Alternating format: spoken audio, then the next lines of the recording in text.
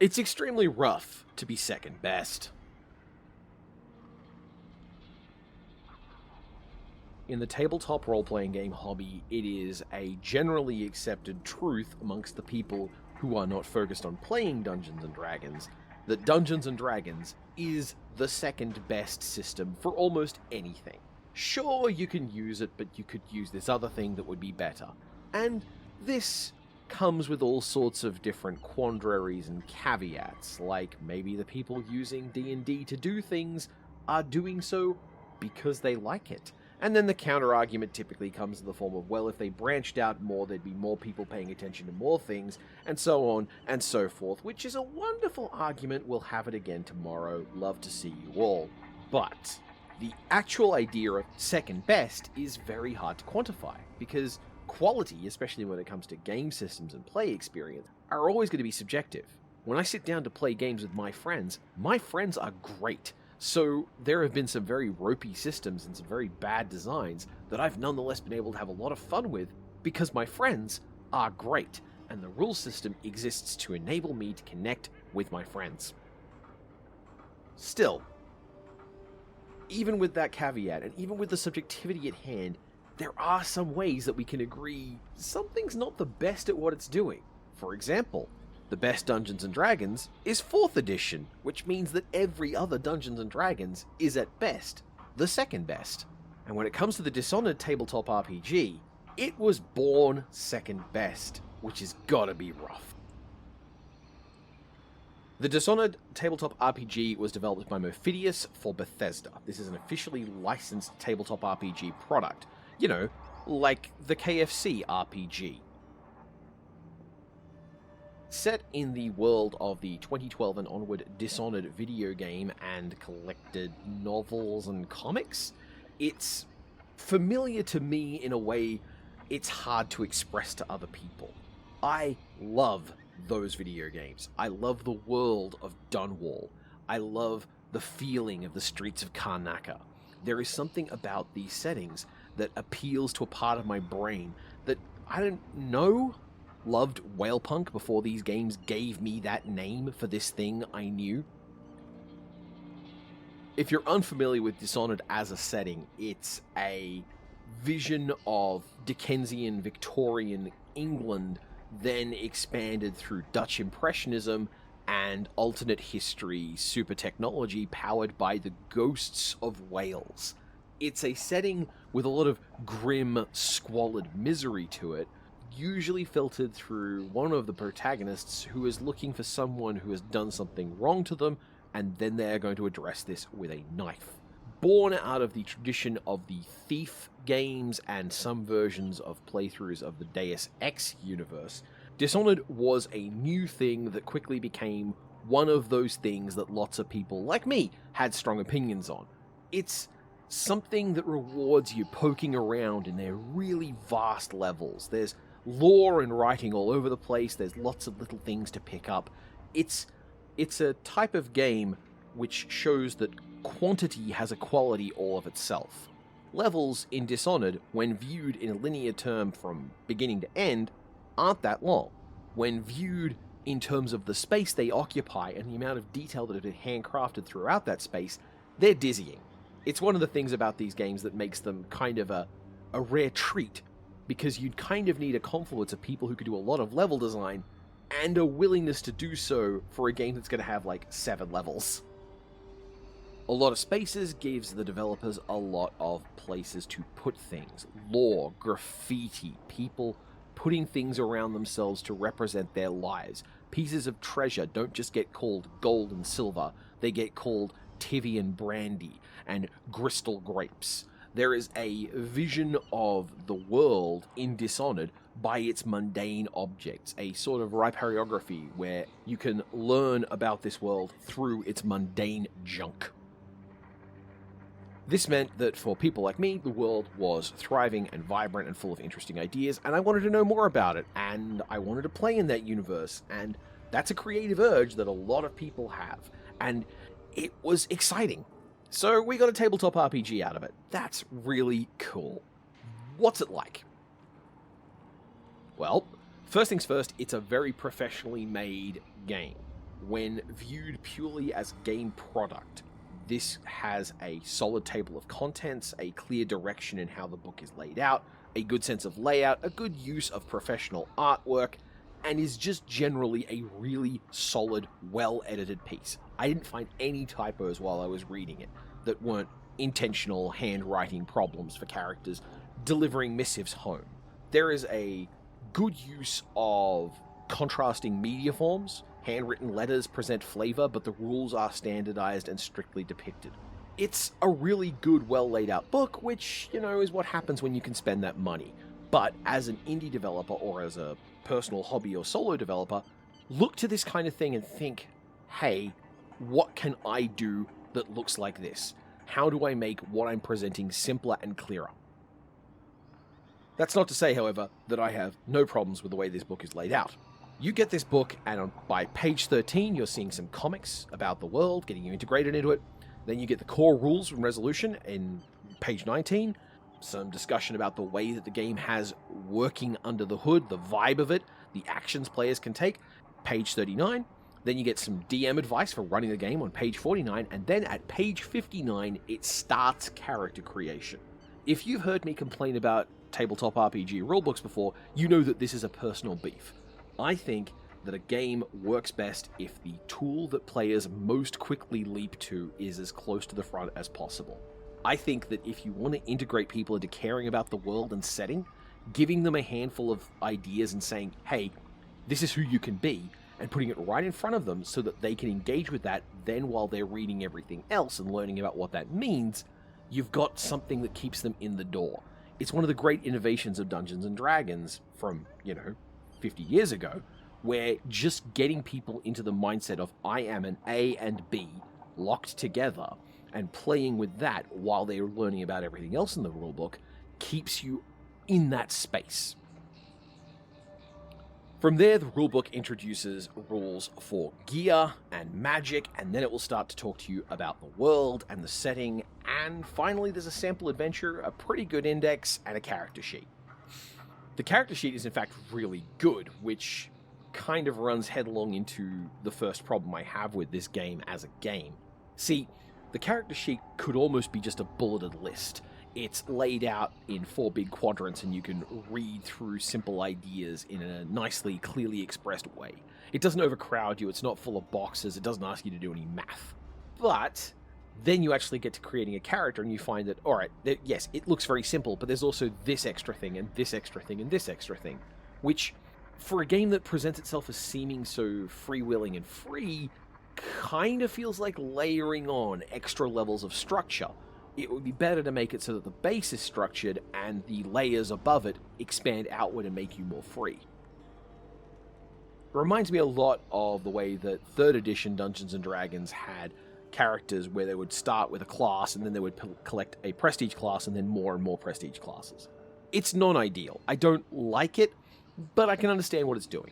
It is also pretty freewheeling to an extent. Like, abilities do get described in some pretty open ways. That means it's kind of a negotiation between you and the GM sometimes about, hey, this should apply or not.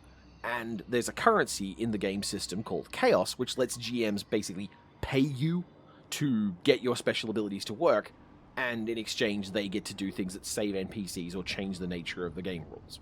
It's a pretty solid system in that front, this exchange of power between GM and player. But discovering so much of it in the character creation is a little awkward feeling to me. This complexity in the character creation system is made worse by the gear system and magic system, because the gear kind of wants to be one of your currency-based things, but also wants to be about just expressing yourself. There's discussion about encumbrance as a vibe, but not as an actual rule. And since this isn't the kind of game where you can tell, oh yeah, I can carry this many buckets of spuds, you do have this problem where, you kind of just got to feel for if you're overloaded, and no one likes that. Still, I guess it's time to tear off the band-aid and address the great big blade in the dark. This game will always to me be the second best version of a Dishonored tabletop RPG, because the best version of a Dishonored tabletop RPG is Blades in the Dark. For those of you not familiar, Blades in the Dark is a game by John Harper with an open system reference document that lets you Build your own variants. There are lots of different versions of Blades in the Dark, but the first one, the place it started, is a grim Dickensian supernatural horror mage punk style vision of a squalid city where people are going around doing crimes, knifing people in the head for getting you wrong.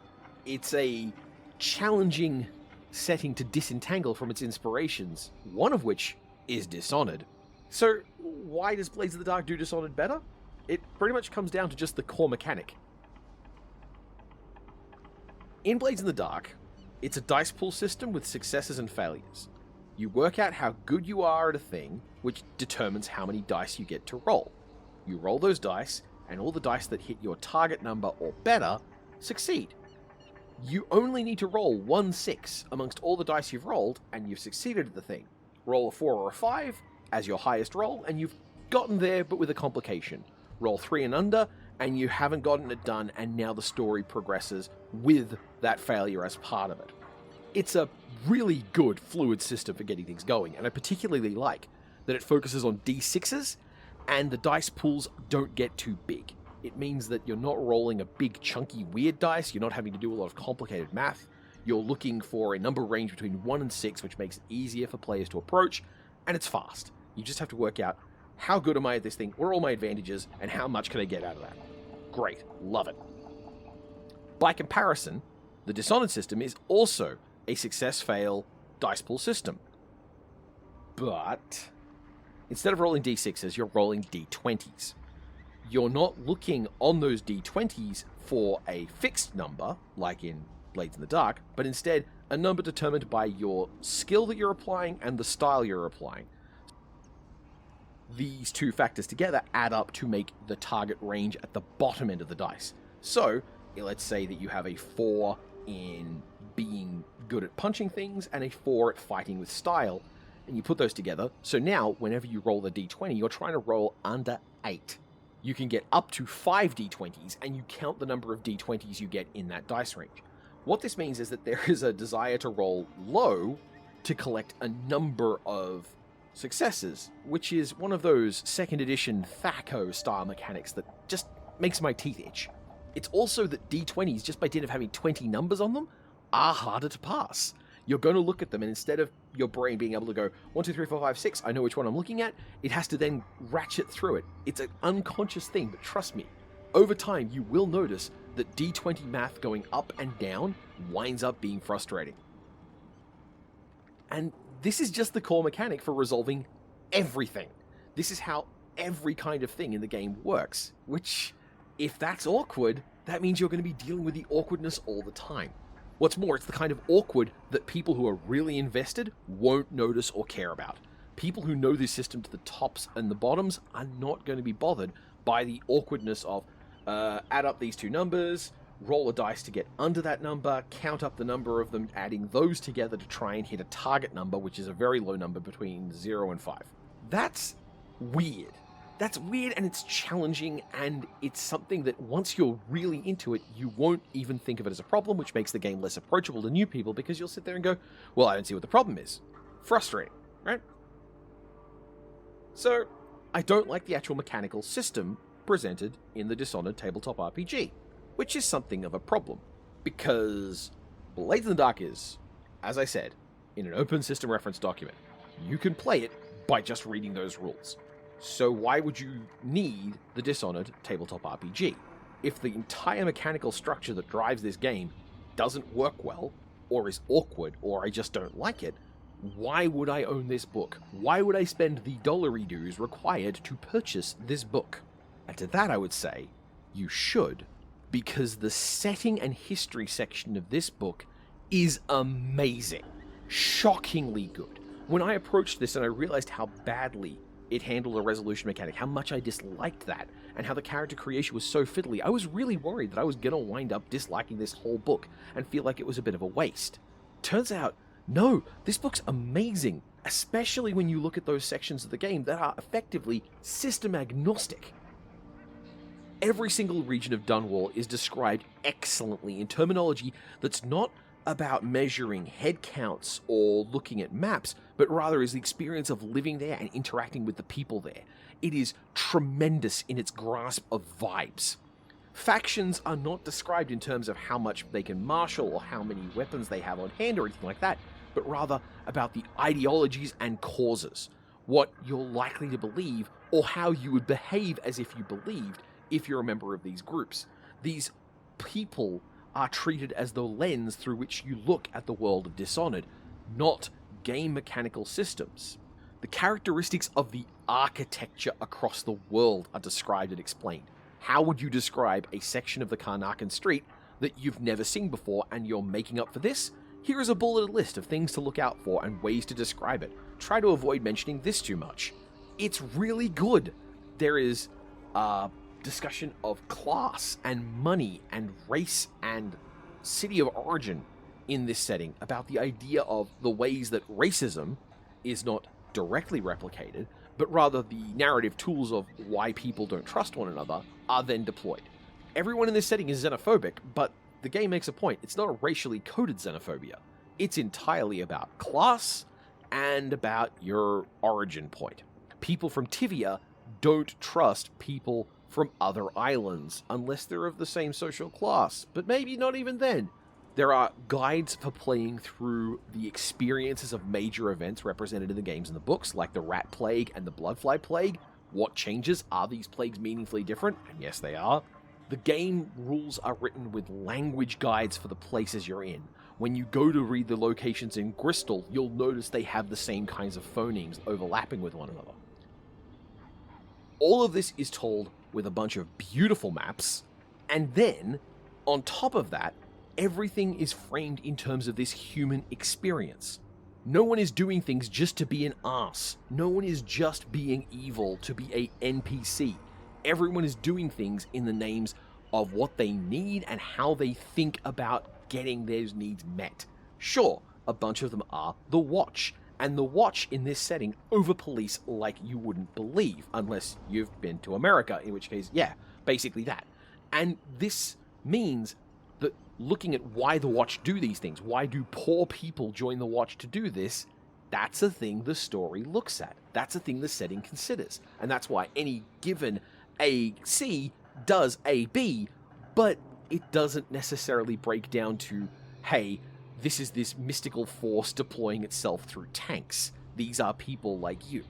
Really interesting work. I was shocked by how well the back half of this book works, considering that I was kind of worried. I love the Dishonored setting. I love Blades in the Dark, and I love Blades in the Dark in part because it let me connect to the Dishonored setting and address some of the problems I would have trying to run a Dishonored-style game in other game systems.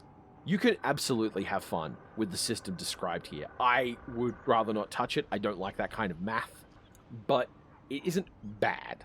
And I still think that this book would be a great one to look at if you're in this kind of headspace for this kind of world building, where you want to get people to care about the places you're putting them and the people they're engaging with.